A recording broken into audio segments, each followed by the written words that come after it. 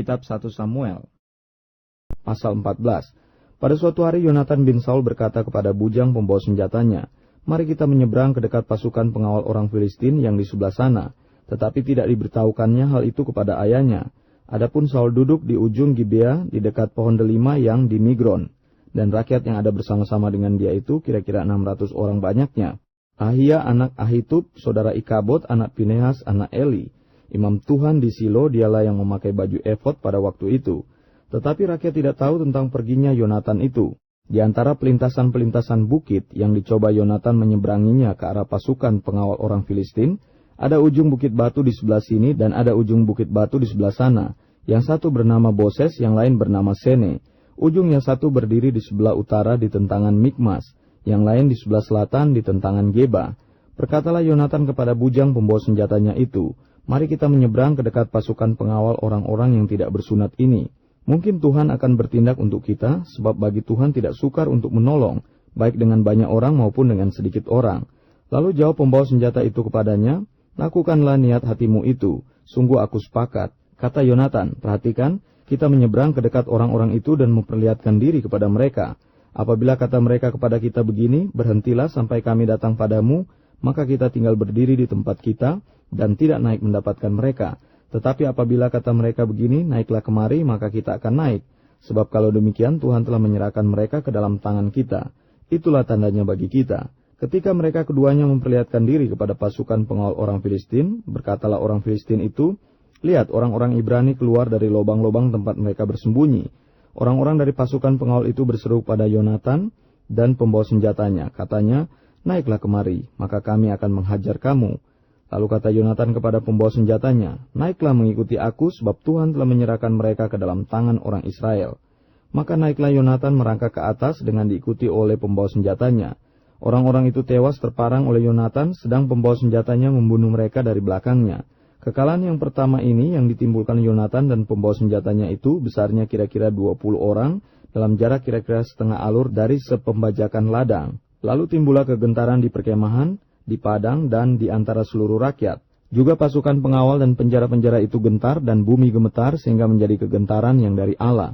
Ketika peninjau-peninjau Saul di Gibea Benyamin melihat hal itu, dan sesungguhnya orang ramai seperti ombak berjalan ke sana kemari, berkatalah Saul kepada tentara yang bersama-sama dengan dia, "Periksalah barisan dan lihatlah siapa yang pergi daripada kita."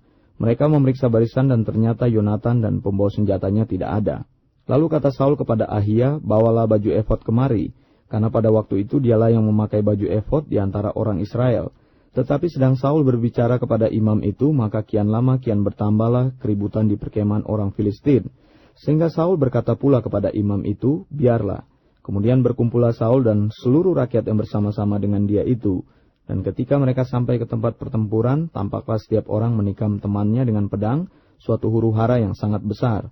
Lagi pula orang-orang Ibrani yang telah lama tinggal pada orang Filistin, dan yang telah ikut maju dalam tentara mereka, mereka juga berbalik untuk bergabung dengan orang-orang Israel yang ada bersama-sama dengan Saul dan Yonatan. Bahkan ketika semua orang Israel yang telah bersembunyi di pegunungan Efraim mendengar bahwa orang Filistin telah lari, orang-orang itu pun bergabung dengan mereka dalam pertempuran. Demikianlah Tuhan menyelamatkan orang Israel pada hari itu. Pertempuran itu meluas sampai lewat Bet Awen. Yonatan dibebaskan dari kutuk. Ketika orang-orang Israel terdesak pada hari itu, Saul menyuruh rakyat mengucapkan kutuk, katanya, "Terkutuklah orang yang memakan sesuatu sebelum matahari terbenam, dan sebelum aku membalas dendam terhadap musuhku. Sebab itu tidak ada seorang pun dari rakyat yang memakan sesuatu." Dan seluruh orang itu sampailah ke suatu hutan, dan di sana ada madu di tanah. Ketika rakyat sampai ke hutan itu, tampaklah ada di sana madu meleleh. Tetapi tidak ada seorang pun yang mencedoknya ke mulutnya dengan tangan, sebab rakyat takut kepada sumpah itu. Tetapi Yonatan tidak mendengar bahwa ayahnya telah menyuruh rakyat bersumpah. Ia mengulurkan tongkat yang ada di tangannya dan mencelupkan ujungnya ke dalam sarang madu. Kemudian ia mencedoknya ke mulutnya dengan tangan, lalu matanya menjadi terang lagi. Dan seorang dari rakyat berbicara, katanya, "Ayahmu telah menyuruh rakyat bersumpah dengan bersungguh-sungguh," katanya. "Terkutuklah orang yang memakan sesuatu pada hari ini, sebab itu rakyat letih lesu." Lalu kata Yonatan, "Ayahku mencelakakan negeri. Coba lihat bagaimana terangnya mataku setelah aku merasai sedikit dari madu ini. Apalagi jika sekiranya rakyat pada hari ini boleh makan dengan bebas dari jarahan musuhnya yang telah didapatnya.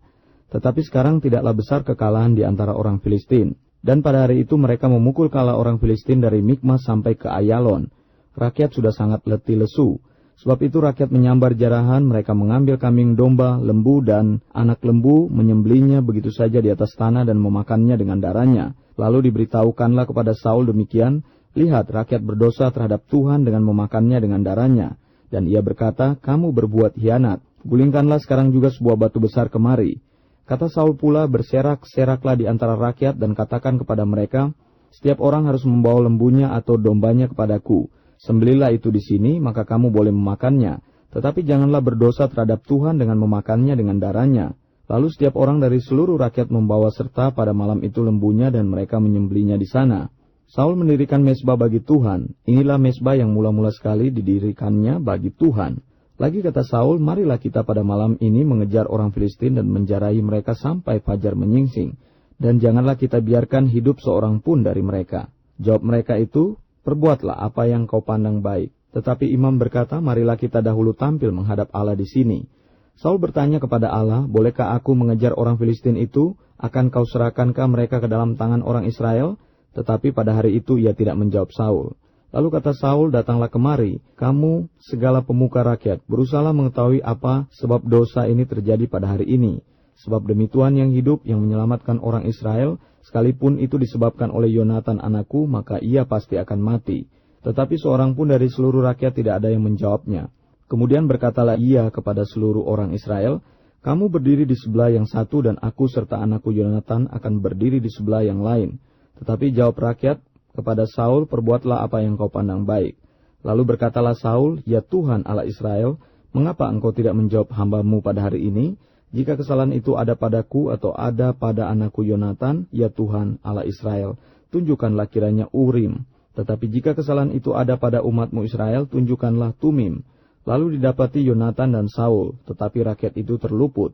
Kata Saul, buanglah undi antara aku dan anakku Yonatan.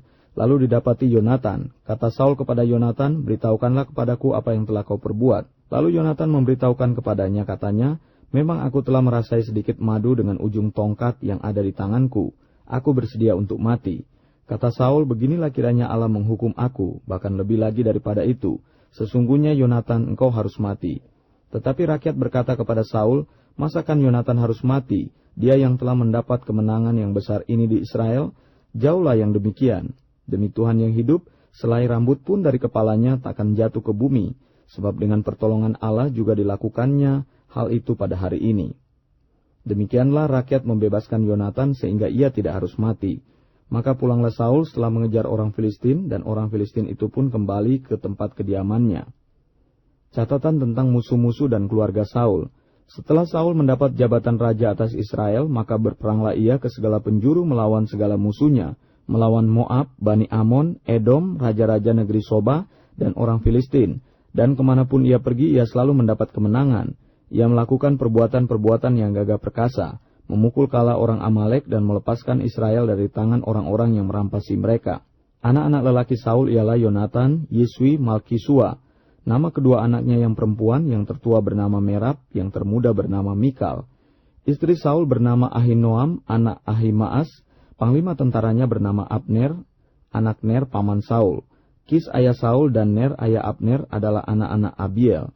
Hebat peperangan melawan orang Filistin selama zaman Saul, dan semua pahlawan dan orang gagah perkasa yang dilihat Saul dikumpulkannya kepadanya.